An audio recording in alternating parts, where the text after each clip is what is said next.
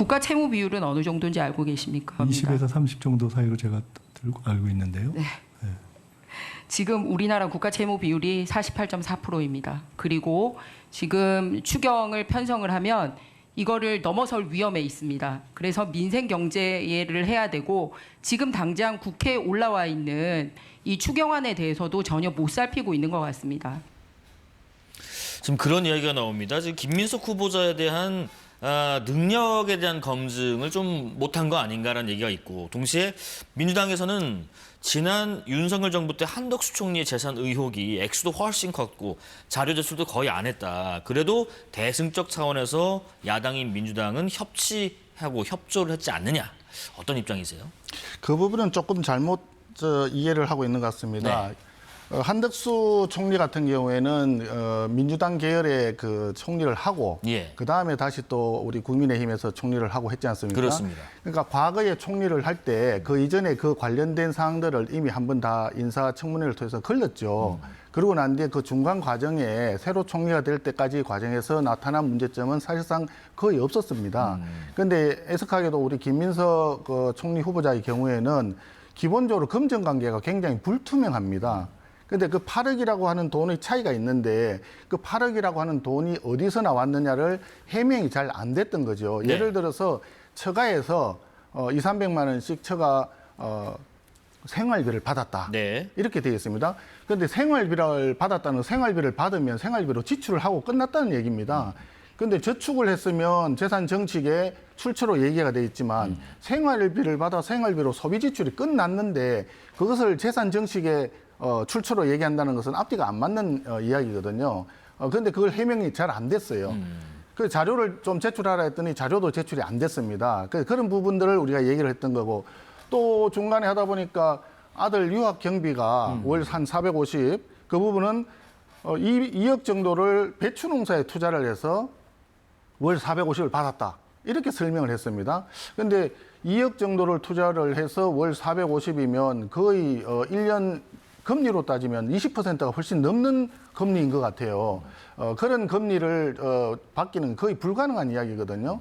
그리고 또 배추 농사라고 하는 게 2억 정도를 배추 농사를 하려면 굉장히 넓은 토지와 농사가 필요한 부분이거든요. 네네. 그게 잘 해명이 안 됐습니다. 그래서 어저께 우리 인청 위원들께서 자료를 좀 제출해봐라. 처가에서 받은 돈에 정리세를 냈느냐. 네. 본인이 냈다고 하는데 그러면 정리세 납부 증명서라도 있느냐. 그런데 자료가 하나도 제출이 안 됐죠. 그러다 보니까 부득이 파행으로 마무리가 되는 그런 상황이었습니다. 그래서 이런 도덕성에 있어서 가장 기본적인 게 공직자에 있어서는 금전 문제인데 금전 문제에 있어서 이렇게 불투명한 이 부분이 해명이 안 된다면 과연 공직자가 누구 보고 국민들한테 바른 생활을 해라, 제대로 살아라, 너희들은 법을 지켜라. 이거 얘기하기가 어렵지 않겠느냐 하는 그런 걱정이 되는 거죠. 네, 이제 그 당내 상황도 좀 짚어보겠습니다. 지금 당 쇄신에 좀처럼 속도가 나지 않는다라는 의견들이 곳곳에서 나오는 것 같은데 그 배경으로 뭐 김용태 비대위원장과의 이견 때문이다라는 얘기도 좀 있고요.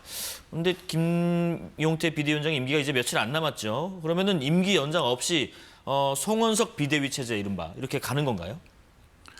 지금 이제 여러 가지 얘기를 듣고 예. 있습니다. 얘기를 듣고 있고 판단을 하고 이제 실행을 할 텐데 그것을 이 자리에서 말씀드리는 것은 적절치 않은 것 같고요. 다만 혁신이 제대로 안 되고 있다. 그것이 김용태 비대위원장과의 어떤 견해차 때문이다라고 하는 시각은 조금 잘못된 것 같고요. 제가 원내대표 선거를 하면서 혁신 부분이 김용태 비대위원장이 제안했던 것뿐만이 아니라 여러 가지가 있을 텐데 그런 부분들을 좀 더 많은 의원들과 당 내외 인사들의 의견을 수렴해서 정리하는 것이 좋겠다 해서 혁신위를 구성하자고 제안을 했었죠. 네네. 그런데 우리 내부의 당규라고 하는 그런 절차상의 약간의 문제 때문에 조금 시간을 가지고 지금 갈 수밖에 없는 그런 형편이라서 지금 하고 있는 겁니다. 우리가 이제 대선에서 패배하고 국민들의 신뢰를 다시 되찾기 위해서 그러기 위해서는 변화와 혁신 반드시 필요하다고 생각을 합니다. 네네. 그리고 국민들의 신뢰를 다시 얻기 위해서 우리는 뼈를 깎는 노력이 필요하다. 그런 노력은 절대 우리가 게을리할 수 없다는데 저는 전적으로 동의를 하고 앞으로도 계속 그렇게 해 나갈 생각으로 있습니다. 예, 그 의원님께서 원내대표 후보 때부터 계속 해오셨던 말씀 중에서 가장 궁금했던 부분이기도 해요. 계속해서 얘기 나오는 게 전당대회를 8월 중순에 치르는 것으로 지금 의견이 모아진다는 가정하에 혁신위도 운영이 된다면 그러면 혁신위와 전당대회로 뽑힌 새 지도부 어떻게 가겠다는 건지 이게 투트랙으로 운영이 가능한 건지 궁금합니다. 그건 투트랙으로 얼마든지 가능하다고 생각을 합니다. 네. 기본적으로 전당대회를 해서 새 지도부 당대표를 이제 뽑는 것은 그대로 진행을 해야 될 것이고요. 혁신위를 운영함으로써 앞으로 혁신위에서 우리 당이 필요한 쇄신 과제, 혁신 과제들을 의견을 수렴해서 정리하는 그런 노력도 상당히 필요하다. 그러면 그 노력의 결과로 나온 결과물을 새로운 당 지도부에 제안을 할 수도 있을 것이고요. 네. 그렇게 진행이 될 수 있을 것입니다.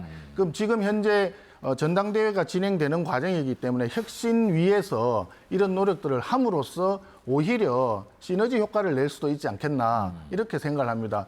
2달짜리 비대위가 2달짜리거든요. 네. 만약에 전당대회를 8월 1일에 한다면 그렇습니다. 그러면 그 기간 동안에 비대위라는 것은 전당대회를 관리하는 정도 수준의 업무밖에 사실은 없는 거죠. 그렇기 때문에 그 어떤 그 비대위보다는 혁신위 차원에서 조금 더 자유롭게 우리가 가야 할 길이 무엇인가, 쇄신할 수 있는 방안이 무엇인가, 우리 국민들의 마음을 얻기 위한 그런 대안들이 무엇인가 이런 것들을 논의해서 새로운 당 지도부하고 추진해 나가는 것이 오히려 더 낫지 않을까 그런 생각이 듭니다. 그 혁신의 목표로 원내대표님께서는 전국 정당으로 다시 나아가는 것이다라는 그 보관을 내오셨는데 수도권 민심 보건의 핵심이겠죠. 구체적인 보관이 있으실지 이제 지방선거도 다가오고 있고요.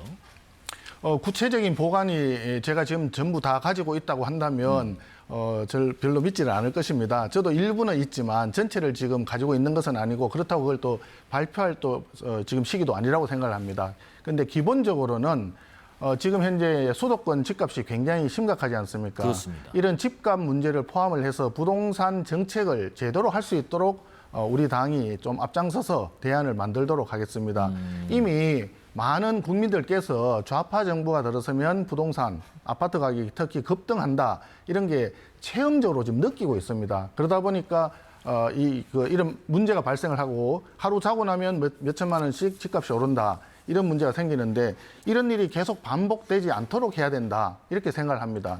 근데 그걸 한번 따져보면 지금 우리가 국가 채무가 상당히 높음에도 불구하고 지금 빚을 내서 이번에도 추경을 해서 지원금을 나눠주지 않습니까? 네. 그럼 그 채무가 고스란히 다음 세대의 부담으로 남는데 그 돈을 만들어진 돈을 가지고 계속 뿌리다 보니까 시중에 돈이 늘어나면 그만큼 물가 상승의 압력이 있을 것이고 그런 부분이 다시 부동산으로 부동산 가격 상승 압력으로 작용을 하게 되거든요. 한마디로 악순환이 계속 되는데 이런 악순환하는 정책을 하다 보니까 좌파 정부가 들어서면 집값이 또 오르겠구나. 이런 국민들한테 그런 시그널을 주게 돼 있지 않습니까? 이런 부분을 앞으로 탈피할 수 있도록 저희들이 대안을 마련해 나가도록 하겠습니다. 우리 예. 당은 앞으로 계속 정책을 제대로 대안을 제시하는 정책 정당으로 거듭나면서 국민들의 신뢰를 회복하도록 그렇게 노력해 나가겠습니다.